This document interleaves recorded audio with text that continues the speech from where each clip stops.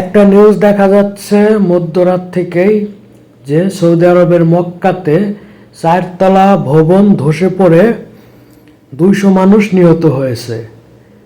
খবরটি আমাদের টিম যাচাই বাছাই করে দেখছে যে খবরটি মিথ্যা এবং কি সম্পূর্ণ ভুয়া বানোয়াট। একই ঘটনার ভিডিওটা আপনারা দেখবেন 19শে নভেম্বর 2024-এ একটা ফেসবুক আইডি থেকে পোস্ট করা হয়েছিল। সেই ভিডিওটা এখন কে বা কারা নতুন করে পোস্ট করতেছে বিভিন্ন গ্রুপে, সৌদি আরব প্রবাসী বাংলাদেশি এমন অনেক গ্রুপে পোস্ট করতেছে আর বলতেছে যে সৌদি আরবের মক্কাতে 200 মানুষ মারা গেছে 4 তলা বিল্ডিং ধসে। আসলে এই ঘটনাটি ঘটেছে আজ থেকে আরও 2-3 মাস আগে।